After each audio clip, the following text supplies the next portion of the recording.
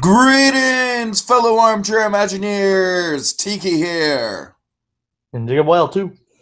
and welcome to another supersized edition of Tiki's Universe! That's right, it's the show where we recap, respond, and react to all things in the myriad of animated television programming. And tonight we're catching up, we're getting our laurels back on the marathon of episodes that is Star Wars Force of Evil, Jacob. I was a little bit under the weather over the weekend. I appreciate your patience, and I appreciate the audience's patience as well. So we're going to go through and we're going to catch up on Thursday's new batch of episodes, which was, oh God, Jacob, help me out here on the titles. And they were actually I'm kind of blanking too on them, honestly. I've got it. I got it. Link Catcher and Trial by Squire. And Oh then, of yes. course, we're actually up to speed. We're actually doing it the same day as these episodes are airing. Princess Turdina and then Starfari. So, Jacob, let's get started. Of course, we'll jump into... I think it kind of works out, Jacob, because honestly, I was sort of struggling on things to say about Lit Catcher and Trial by Squire. Like, there's a few interesting character points we'll hit on, but I thought it was kind of a weaker set of episodes overall. Probably. Let's deliberate. So probably like it's kind of good to just sort of like lead into the the episodes that we got dropped on us today, which honestly I thought were much better episodes. So overall, Jacob, what were your thoughts on Thursday's batch of episodes? I actually didn't mind them as much as you're leading on. I actually liked them quite a bit. Okay. I'm not saying that they're terrible episodes, just to me they didn't really do much for me. I don't know, especially the Trial by Squire to me was not a great episode by any stretch. All right. And I like Um, the link catcher one is probably the better one. I liked Link Catcher more just because it has a lot to do with Marco's role in the Muni Society. And of course, we also get more from Eclipsa. So let's start there, Jacob, because I think there's a lot more to unpack about Link Catcher. So first of all, what do you think about the abrupt appearance by Marco right in the middle of Star and Tom playing a game of Battleship and singing to their burritos? It's like their one true love is truly the burrito. Oh, burrito, burrito, I need you. I can't do it. I can't do it. Burrito. Burrito. Jacob, one thing that did bother me just a little bit is like Tom literally gets like one moment where he comes out of the bathroom singing with the burrito, and he seems excited to have Marco back, but then literally after that, he's nowhere to be found in the rest of the episode. Yep. I don't know. Maybe it's just kind of a, you know, we often say in these shows about how the 11-minute timeline is kind of a little problematic here and there. I think this might be an example of that because, of course, the only other mention we get of Tom is, so are you and Tom? Yep. Yep. Yep. Oh, yeah. Oh, yeah. Okay, so, yeah, Jacob, let's see. What were some of the high points for you of this episode of Link Catcher? It's pretty interesting to see like the reaction, the King and Queen's reaction to Marco coming back. It's like, you made him a knight? I didn't think he'd ever come back. Oh God. It's like he wasn't actually seriously expecting Marco to take him up on the offer. But I have the cape and everything. See? M for Muni. Oh no, Marco. That's the meat blanket. See, I also have a corn doily. Now, Jacob, do you think And that the meat corn, blanket was used to carry the apology meat? probably. I'd like to think so. I'd like to think so. And not to mention the corn. The corn. Oh God, oh boy. Well, it's pretty much a running gag now. Well, it's a running gag in the show, so yeah. What are you gonna do? Yep, the corn. All right, so we have Sir Lavabo, and I gotta say, this guy, he's growing on me a little bit. He kind of, I like how into his role he is, where it's like, he's sort of like the laundry guy who sort of glorifies his position just to just to keep his own head and keep his own pride in a way. Yeah, it seems that way. Let me see. Especially, oh, never mind. No, go ahead. No, what I'm saying is like he's really dedicated to it. And it's like he's like proves that he's really good at his job, considering he's the only one to survive. I guess, but my God, man, how hardcore is doing laundry on Muni? I mean, yeah, I mean, you definitely get a new respect for him in this episode. It's like, jeez. I mean, laundry is challenging anywhere, but geez, Muni laundry is just it's a whole other level, Yeah, man. at least here we don't have to deal with lint monsters, Oh boy, oh boy. which was pretty interesting to see. Yeah, the lint monster, like especially Marco, the whole idea of like it's basically a room filled with lint, right? And so it's almost kind of like the how the upside down works in Stranger Things, where Marco's like, don't wake it up. Yeah. It's like what I'm saying is that the environment itself was the lint. It was a really cool kind of creature design for, a creature for Star and Marco to fight. I like that aspect a lot. It was pretty funny. And Yep. pretty cool. And so, of course, we get Eclipsa this episode, which I'm glad to see them expanding on her arc and kind of, she's just sort of hanging out, man. She's sort of playing the prisoner role very well. And I think, as we've discussed previously, this is very much in her, like, I'd be shocked if this wasn't part of her plan to be, in captivity like this. Yep. That's what I mean. She's definitely playing the long game, it seems. Mm-hmm. Like planning out her every move. It's and then like biding her time. That or she's just not the big bad everybody thought she was. And she's just being completely compliant. Yeah, we'll see. We'll see, because of course, as we're going to move forward through the episodes that we're going to get to that aired today, another big bad is kind of introduced into the storyline. So we'll see, Jacob. There's a lot of cards at play, and ironically, none of them are Ludo or Toffee for a change. So, all right. I think that's about it for Link Catcher. I do like the scene where Star recreates Marco's room in the Muni Palace. That was nice. Yeah, for a moment there was just like a portal back to home, like a kind of like a semi-portal back to his Like house a where he could Beauty like and the Beast, like library, like book. no, not like that. It's just like where you could like a doorway between both worlds. Oh, right. Yeah, I see what you're saying. It's like so he didn't have to constantly go back and forth. But then I realized like, no, that wouldn't make a lot of sense considering the whole drama of him leaving to begin with. Mm-hmm. And then, of course, the episode ends with Marco becoming Star's squire, which was a nice kind of twist on things. Yeah, that was pretty cool. It's like he's a knight in a sense. Mm-hmm. Which is kind of interesting to see how it goes from here. It means he now has a bigger reason to stay in Muni. Yeah, we'll see how it goes.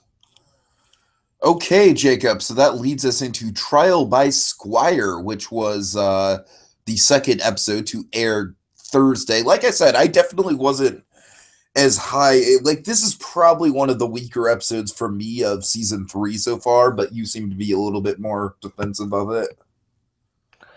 I mean, it's not exactly the best episode, I think, but no one called it a terrible one, to say the least. It's just not a lot happened. I wouldn't call it terrible either. I just think it's, in the long run, I think it's pretty middle of the road.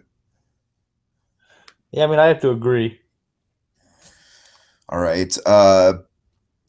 I don't know what. Okay, Jacob. One of the things I really want to break down is the new characters we get in this episode. And I have no idea if they'll even ever come back or if these are just like one-off characters. But Higgs in particular was like when she was first introduced in the first couple of minutes, I thought that the direction they were going with her character was, oh, okay, this could be a potential love interest for Marco.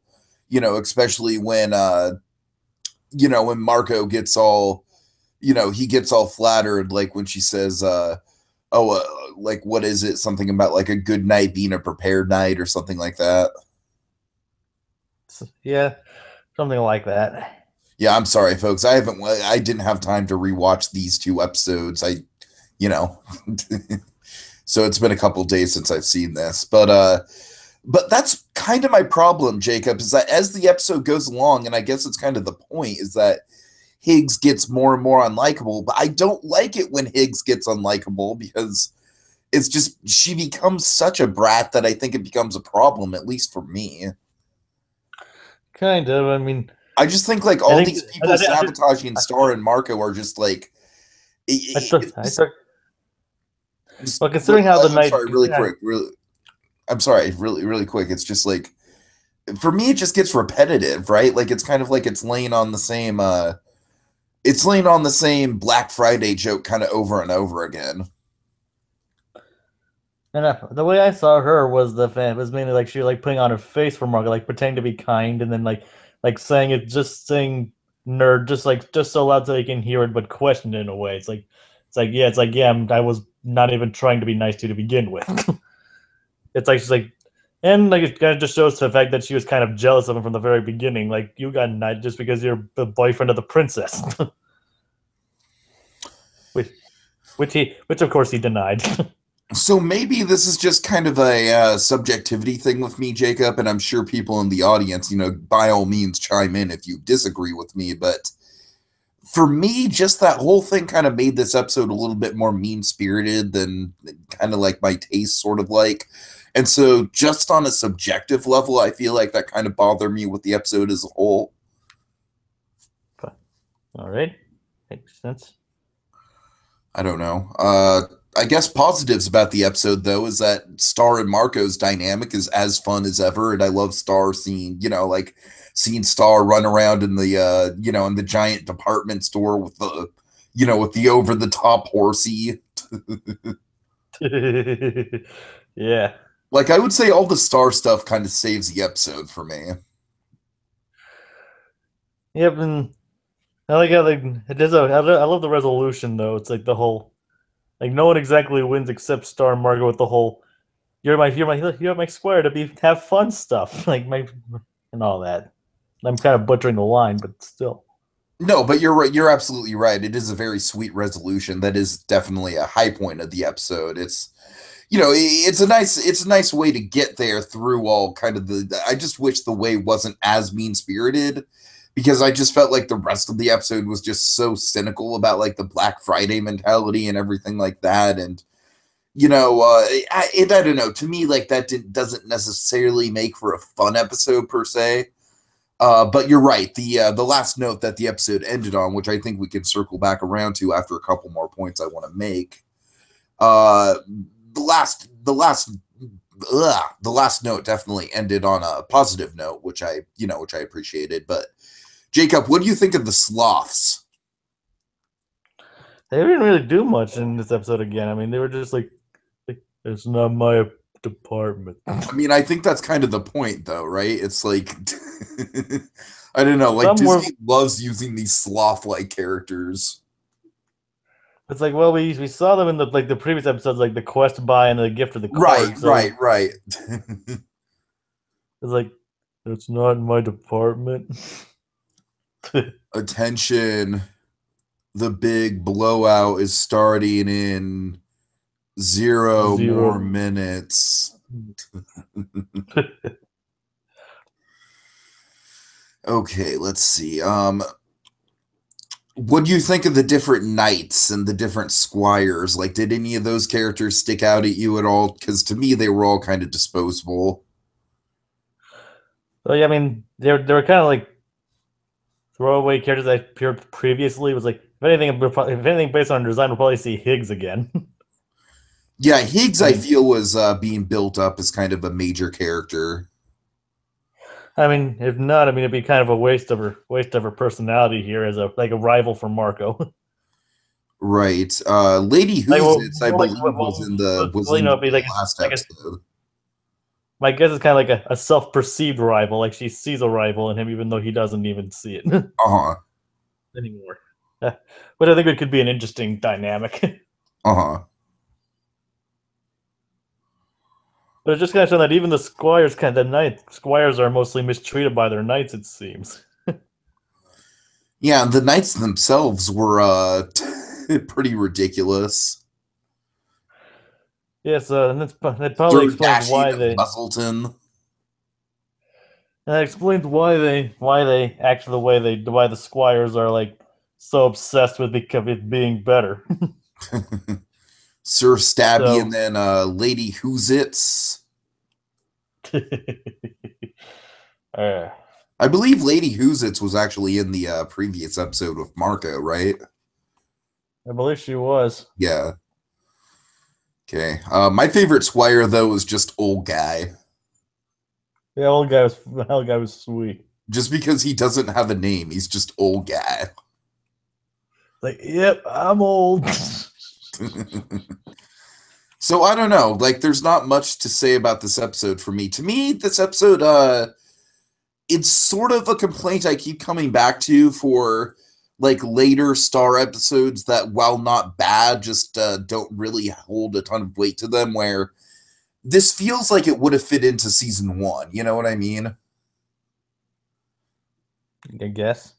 All right. Yep. Anything else to say about it? Not really.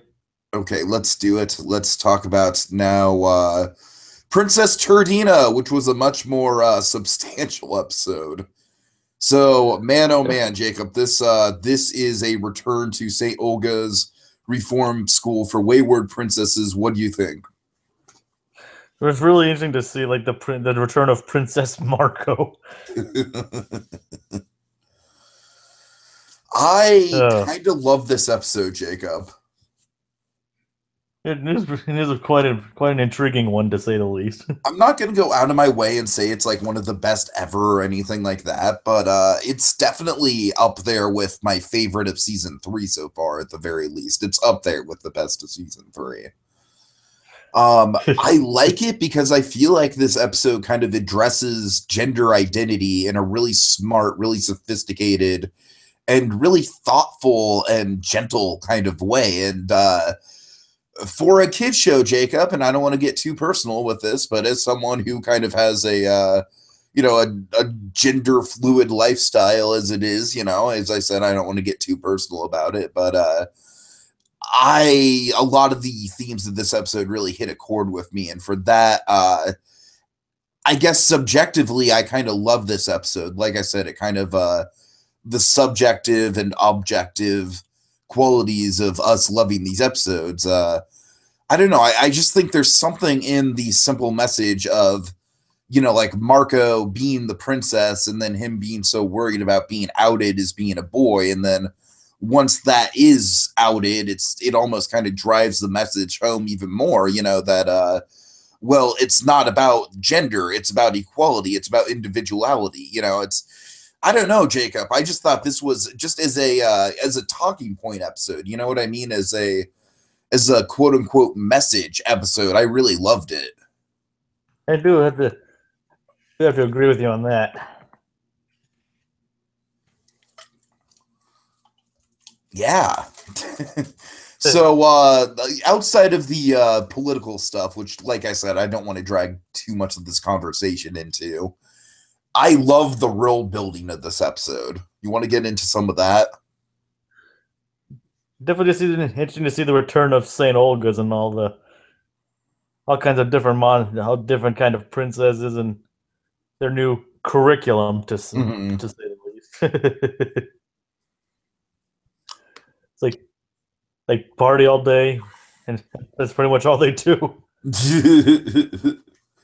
Well, there's like brunch from like 11 a.m. to 7 p.m. and then I think party is like 7 p.m. to 11 a.m.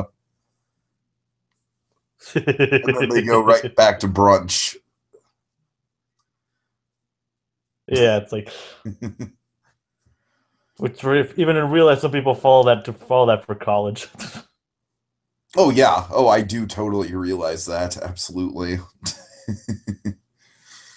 I don't know, Jacob. I don't know what else to say about the episode besides like just really fantastic world building and really fantastic social commentary. It's just those two things just kind of go hand in hand for me when this episode kind of lays itself out. Both episodes kind of had some social commentary, it seems. Absolutely, as we'll get to, I agree for sure. Yeah. So I don't know, the whole episode is kind of like a build up. It sort of follows the familiar animated trope of the liar reveal, but does it in kind of an interesting and thought provoking kind of way where it doesn't feel like a cliche or anything.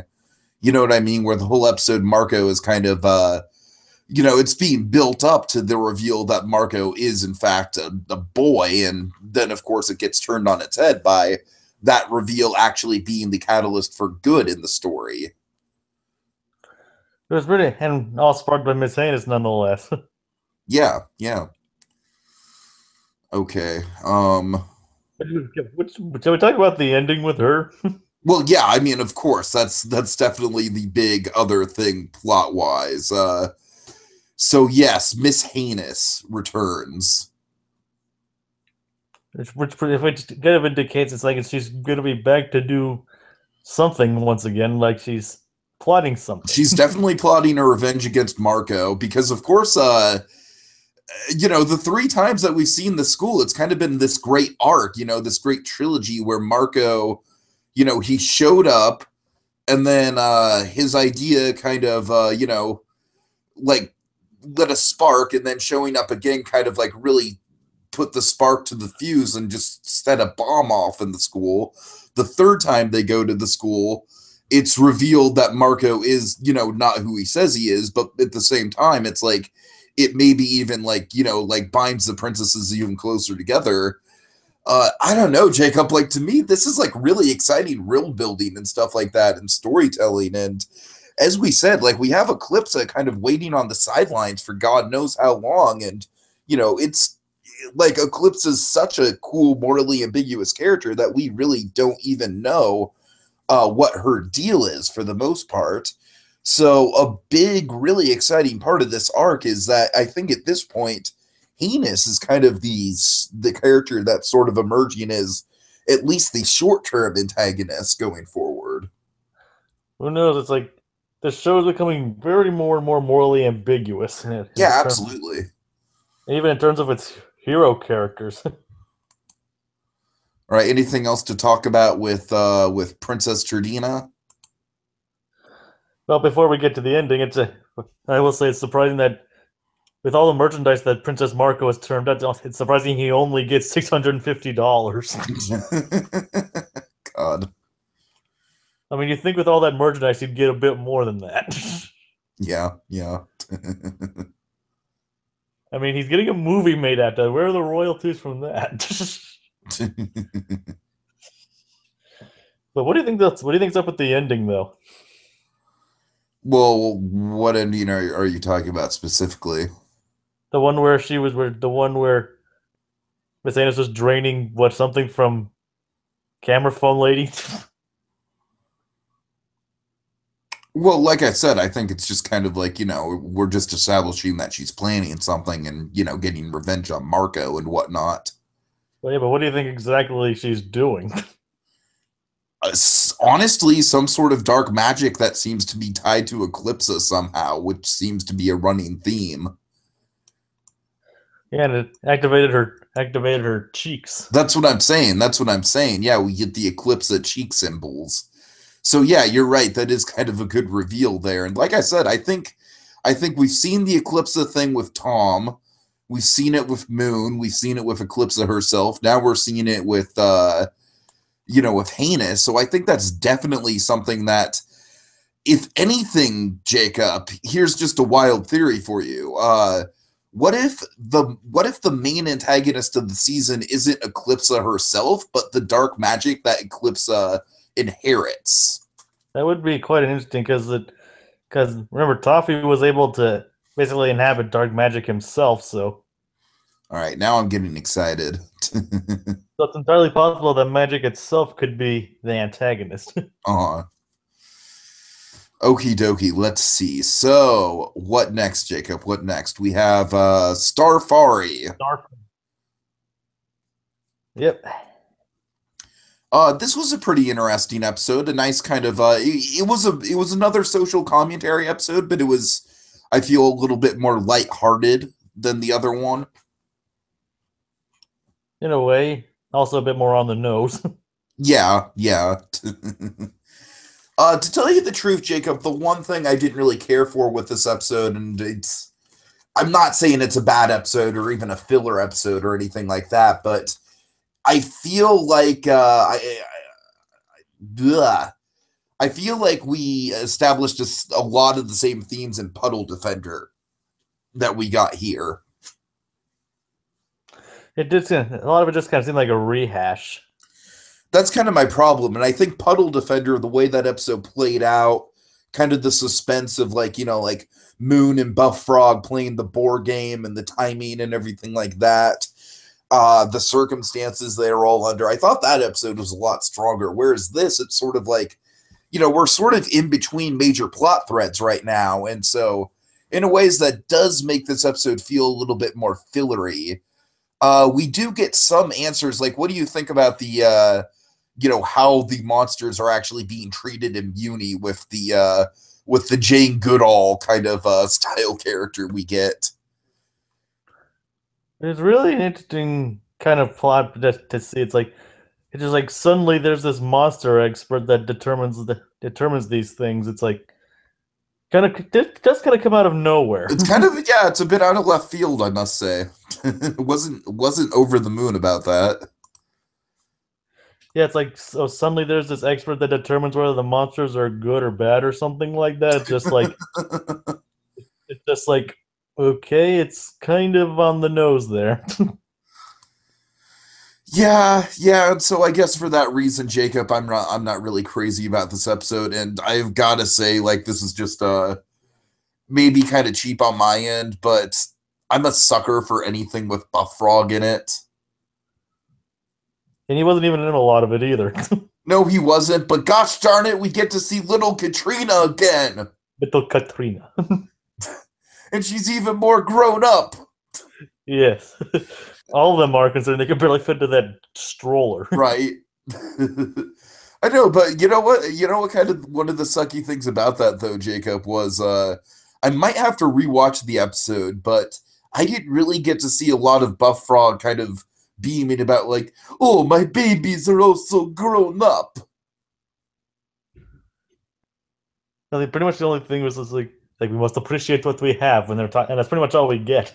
Right. And I feel like with Buff Frog, like the way we've been tracking the character, like his babies, like starting to talk and sprout legs and stuff would be a big deal that we would have focused on a little bit more.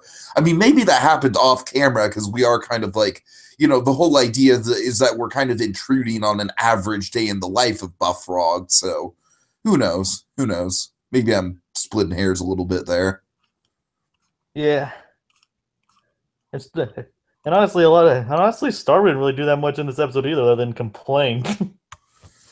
Yeah, Jacob, I gotta say, the more we're talking about this episode, the more this episode really isn't selling me. I mean, the social commentary was nice, but it just seems like it was nice, but it was on the nose, and I don't really think we needed it. And I think that throwing in this other character was not very well advised. It kind of just made things a little head scratching in certain ways. I mean, it just felt like it was like, I mean, it would have been more interesting if it was like discussed like the more like the historical context of it, kind of like they did in Munipendence Day. Yeah, you're right. I agree. Stuff was like, oh, there's a monster expert. It's like, why do they need a monster expert? Yep. Like that. And like, it's like Star didn't do anything. She just acted in like, not that there's anything wrong with like the whole message of this episode or anything. She just kind of like acting self-righteous about it. Like, if you know what I mean. I mean, No, I I hear mean, you. Again, the character motivation for her as well just sort of feels like it came out of nowhere. I mean, it's been building that she's been trying to fight for equality and all that. And Right. don't get me wrong. I mean, don't get me wrong. There, it just seems like she does raise some good points, but it just like it ultimately just seems like she was just put in there to complain, and then this random lady's the monster expert, just kind of just like if they would like discuss if she was like fighting the history, that would have made a lot more of an interesting of an episode, and she would have had to like if she was fighting the history instead of like this random old lady. Yeah, I agree with you, Jacob. Like I feel like the stepping stones for a good episode were there, but by the same token, what we got was just sort of like a weird, like, okay, this feels like a kind of a head scratching sort of diversion. Like we needed to see this. Why? And as I said, I hate to keep making the same point over and over, but I just feel like we got this territory covered way better in a way more interesting context with the puddle defender episode. You know what I mean? I don't really think that we added a lot by seeing the events through this.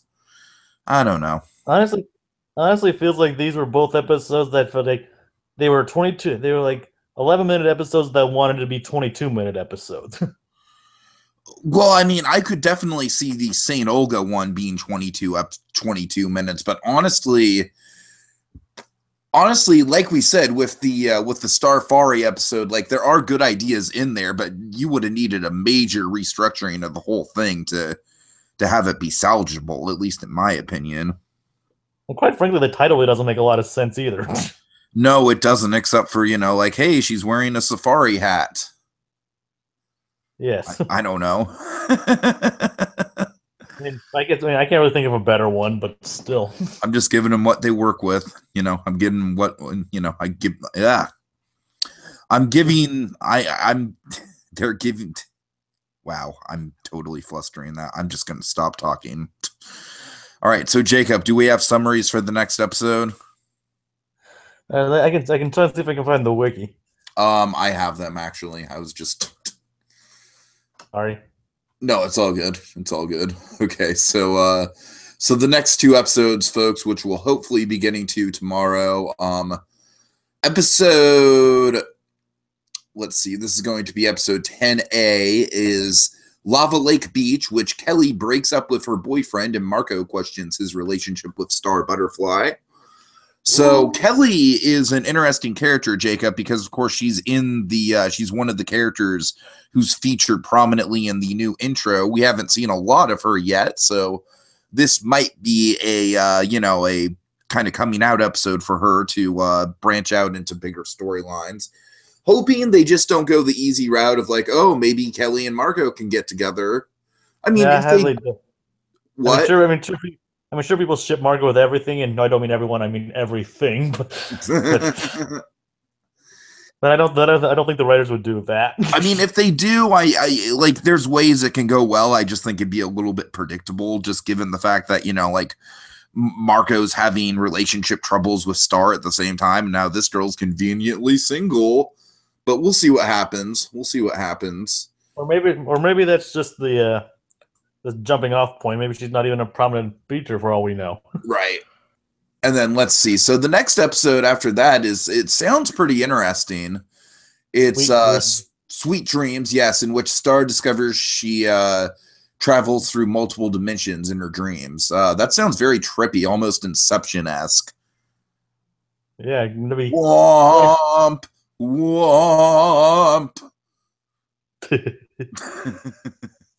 We haven't seen a lot of dimension hopping lately.